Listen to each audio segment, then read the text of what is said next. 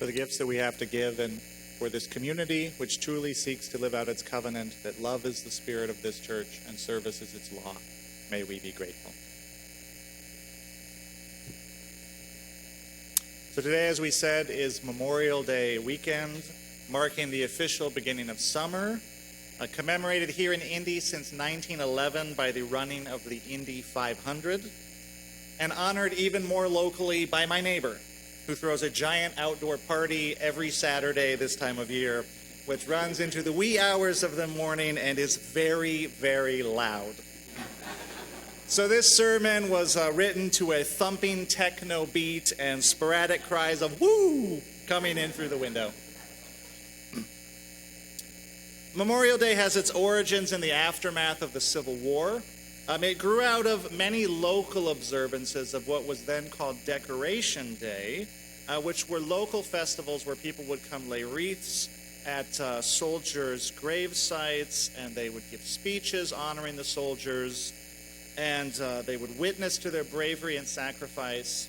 They would also contextualize their loss by rehearsing sort of the reasons why each side was fighting. In the North for the Union, in the South for the Confederacy. It was kind of a little bit of like nursing of grievances. There was a lot of nationalism in Memorial Day when it was originally observed. But over time, as Americans became involved in more and more conflicts, the meaning of the holiday shifted, and especially after World War I and World War II, it became a general time to honor all of those who had fallen in service, and it became a national recognition of service and sacrifice. Service is in many ways in the religious DNA of Unitarian Universalism. We've always been a civic-minded religion, believing that we are called to lead lives that contribute to the betterment of our community and for the greater good of all. During the Civil War, many prominent Unitarian and Universalist ministers and lay people in the North became passionate advocates on behalf of the Northern cause, which necessarily meant that they were aiding in the prosecution of the war. And although as Unitarians and Universalists, they regarded war as a great evil, they regarded slavery as an evil far, far greater. So for this Memorial Day service, we're going to take a look at what a life of service looked like for some of our religious ancestors during this period. Many of the biographical details for this sermon come from the Dictionary of Unitarian Universalist Biography. It's online. I'm sure you can't wait to run home and start perusing that. And also from the UUA's Tapestry of Faith materials and other sources. So the first Unitarian and Universalist act of service that I want to recount is the creation of what was called the United States Sanitary Commission. The U.S. government was woefully unprepared to prosecute a war on the scale of the Civil War. Frankly, they had no idea what they were getting into. And no one appreciated the toll that the violence would take and the devastation of the injuries that people would encounter. But most of those who died were not actually victims of bullets and cannonballs. 2 to 1 people died of disease or secondary infections that were brought on by poor conditions in camps and hospitals. So very early on in the war, lay people and ministers recognized that the military was failing to care for the soldiers. And they organized, funded, and administered what was called the U.S. Sanitary Commission. This was a completely civilian, concocted, and created and run institution. And what the Sanitary Commission did was they recruited trained experts to go out into the field and to educate the military commanders about the proper ways to set up a camp so that there would be good sanitation and so that there would be spaces between the tents so that there was clean air. They taught them how to provide clean water. They taught them the importance of nutrition and proper cooking. They also organized field hospitals and trained surgeons. They created medical guidebooks that went out to all of the Army doctors for references, something that did not exist before that. They trained nurses, and they gathered and distributed medical supplies. And the chief architect of this sanitary commission was the Unitarian minister Henry Bellows, who served what is today All Souls, New York. But there were actually a lot of Unitarians and Universalists who were involved with this commission and who were noteworthy for their service tending to the wounded at home and on the battlefield. 3 of those were Dorothea Dix, Dr. Elizabeth Blackwell, and Claire Barton. Dorothea Dix, prior to the war, was famous for her work bringing reform to mental hospitals. People with mental illness were very cruelly treated in the early 19th century. It wasn't understood well. And she personally ran a one-woman crusade to change that, and she traveled the country talking to legislators and local governments, and she did, and she brought great reform to mental hospitals. During the war, she was made superintendent of Army nurses by the Union Army, and she served in that capacity. Dr. Blackwell was the first woman to receive a medical degree in the United States, and she trained nurses under the auspices of the Women's Central Relief Association. She wanted to work for the Sanitary Commission, but none of the male doctors would work with a female doctor, so she had to find a different way of doing that work. And finally, Clara Barton, who was known as the angel of the battlefield, served as a nurse on the front line and heroically treated soldiers in the most severe of conditions. She tended to Union and Confederate soldiers alike. She did not care which side you fought for. If you needed help, she was there to provide it. For these women, this wartime service was not only grueling, it was dangerous. On one of her tours on the front line, Clara Barton had a bullet pass right through the sleeve of her dress and actually kill the soldier that she was attending to. Clara Barton would later found the American Red Cross, and she served as its president until her retirement at 83. So while many Unitarian and Universalist men and women were working to alleviate suffering on the field of battle, far from that site of conflict, another Unitarian minister was waging a different kind of battle, and this one would have a decided impact on the course of the war. Thomas Starr King was something of a ministerial prodigy. His father was a Universalist minister, and King decided at a very young age that he wanted to be a minister as well, to follow in his father's footsteps. Unfortunately, his father died when he was just 15, and the family was left too poor, and Thomas too busy caring for his siblings to attend college proper. So he worked as a bookseller in the Charleston Navy Yard, and he educated himself through self-study. He would go around and listen to all of the other preachers preach.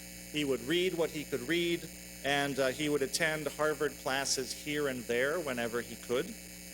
He never did achieve a degree, but the local Unitarian ministers began to recognize his brilliance, and they would put him to work preaching here and preaching there.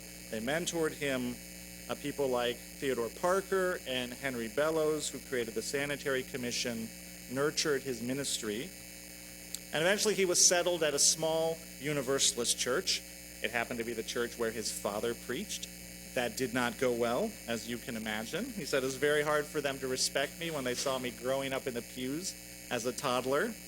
And so he moved on to the Hollis Street Unitarian Church in Boston, where he preached for 11 years to great success, but in different pay.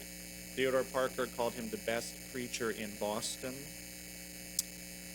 Throughout this, he supplemented his income by giving national tours, lecture tours. This was a thing in the mid-19th century. People would just go around and give popular tours to audiences on a wide variety of topics. He lectured on religion. He also lectured on the poems of Goethe or whatever it was.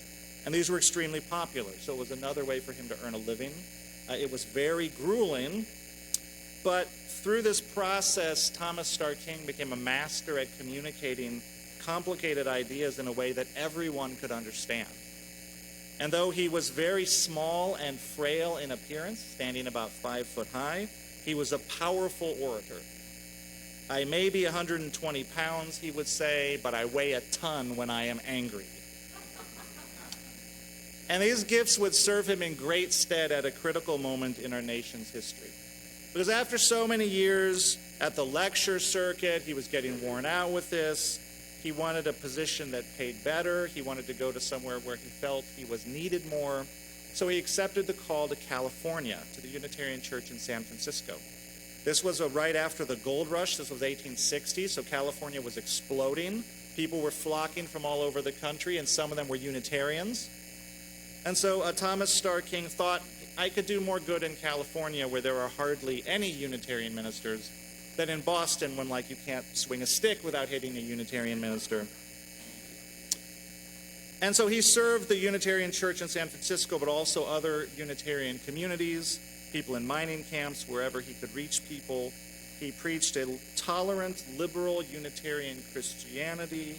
He emphasized big ideas about beauty and goodness and wonder, rather than preaching the narrow dogma and the threats of hellfire that people were used to. And so his ministry was very successful and growing. Then came the war. And to serving his church and his people, Thomas now added another task, which was serving his country and the cause of the Union. And at that time in California, there were advocates on both the pro- and anti-slavery side. There were people who wanted California to stay in the Union. There were people who wanted California to join the Confederacy. And King decided that it was the utmost importance that California stay in the Union, and this became his personal crusade. So he undertook lectures. He went back on the lecture tour, only this time he was going up and down California, tirelessly preaching to whoever would listen to him, to legislators, to mayors, to town officials, but also to miners in their camps. 40,000 people came to one of his rallies. And here his finely honed gifts for oratory served the cause very well. King recalled, I pledged California to a northern republic and to a flag that would have no treacherous threads of cotton in its warp, and the audience came down in thunder. That is the way people used to speak. A flag that should have no treacherous threads of cotton in its warp, and the audience came down in thunder. Beautiful. Tens of thousands of people were drawn to his rallies. His campaign helped elect a Republican governor and legislator, that is to say a pro-union governor and legislator, and this sealed the decision to keep California in the Union. So after that, he undertook further campaigns to keep spirits up, to keep resolve up when there were military setbacks. He preached people, don't you dare quit on this. He raised money, a full quarter of the money for the entire nation that went to that sanitary commission that we talked about was fundraised by Thomas Starr King from the state of California. And while doing all of these things, he continued to serve his church, and he also advocated for the rights of African Americans and Asian immigrants in San Francisco. And all of this was not without cost. The pace of speaking and travel was relentless, and Thomas Starr King essentially, in those years, worked himself to death. He became weakened and exhausted. He caught pneumonia, and he died in 1864. And on his deathbed, he is reported to have said to his wife, "Do not weep for me. I know it is all right. It's strange. I see all the privileges and greatness of the future, and it already looks grand and beautiful. Tell them," he said, "that I went lovingly, trustfully, peacefully." And today there are statues throughout the state of California in honor of the man who more than any other kept California in the Union. And of course, one of our two UU seminaries is named in his honor, the Starr King School for the Ministry. So the last person I want to discuss today when we talk about lives of service is the curious case of Julia Ward Howe, today known almost exclusively as the author of the Battle Hymn of the Republic, written in 1861. Prior to penning these lyrics, Julia Ward Howe was a brilliant New York City socialite. She was raised in luxury, and she was provided with the finest education. By the time she was a young woman, she was well-versed in history, philosophy, art, music, mathematics. She knew 5 languages by young adulthood: French, Italian, German, Latin, and Greek, like you do. When she was much older, young women would come to her for advice, and she would say, "Learn Greek. It's better than diamonds." Her religious upbringing was severe and Calvinist, but she soon discovered the liberating influence of Unitarianism, particularly through the sermons of William Ellery Channing, and she became a Unitarian. And what should have been a brilliant career in writing, she was already publishing criticisms and essays at age 20, got sidelined by an unhappy marriage in which she was expected to devote all of her energies to her husband's cause, which was a school for the blind. Not an unworthy cause, but her husband did not have appreciation for her particular set of gifts, writing, speaking, poetry, art. He wanted her devoted to his cause, and so that's what she did. But she still ran in lively intellectual circles. She made connections with the prominent Unitarians of her day, and she became involved in abolitionism work prior to the war. And then when the war broke out, she went to work for Henry Bellow's Sanitary Commission, joining all of the others. One day they were watching a Union Army drill out on the field, and there was a surprise Confederate attack. And so they were caught up in a Union retreat, like riding in their carriage with Union soldiers fleeing all around them. And they decided to keep their spirits up by singing patriotic songs. And her minister, who was sitting next to her, challenged her to come up with some better lyrics to the song that they were singing, which was John Brown's Body. And so was born the Battle Hymn of the Republic. She scribbled out some verses, revised them a little bit overnight. The Atlantic Monthly gave her $5 for her work. And its famous first verse identifies the forces of the Union Army with God's work of justice on earth. She wrote, "Mine eyes have seen the glory of the coming of the Lord. He is trampling out the vintage where the grapes of wrath are stored. He hath loosed the fateful lightning of his terrible swift sword. His truth is marching on." And could there be a more vivid and evocative paean to war? A closer identification of violence with holiness and righteousness. His truth is marching on. And yet, it is the same Julia Ward Howe who penned the Mother's Day Declaration of Peace in 1872, which was our reading, as a stinging rebuke to militarism, that our children will not come to us any longer reeking of carnage, nor shall these decisions be made for us. In the meantime, between the war and then, Howe had become deeply involved in work for women's rights. She was working for women like Susan B. Anthony and Elizabeth Cady Stanton and Lucy Stone. She helped found suffragette organizations, and she edited and published feminist magazines. And she wrote that during the first 2/3 of my life, I looked to the masculine idea of character as the only true one. I sought its inspiration and referred my merits and demerits to its judicial verdict.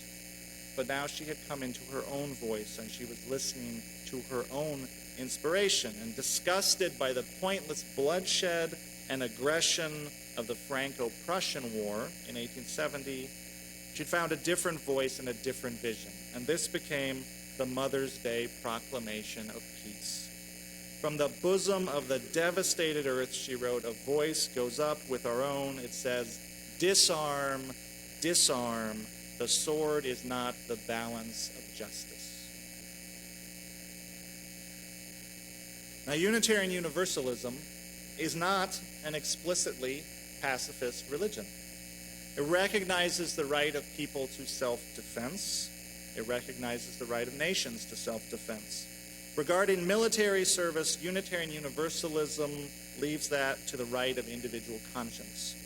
There are honored traditions of military service, of conscientious objection, and of pacifism, all to be found within our history and our tradition. At the same time, we are all of us called to be peacemakers. Our sixth principle challenges all Unitarian Universalists to actively promote peace in the world, howsoever and wherever we can. And this can mean many things, and it operates on many different levels. It can mean promoting a peaceful inner life for oneself. With peace in our heart, it can mean cultivating kindness, compassion, and mutual respect in our relationships with others.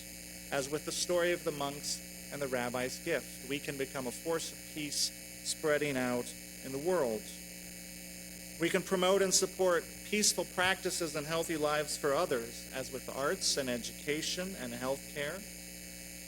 We can help build social systems that emphasize listening and learning and cooperating instead of dominating and winning. We can advocate for policies that address the root causes of violence and conflict, like inequality and prejudice, lack of opportunity, or lack of health care. We can work to build relationships of mutual understanding among people, as with interfaith work. And we can work to support global institutions that promote diplomacy and negotiation over conflict, and which seek to create those global norms which support human rights, including the right for all of us to live in peace.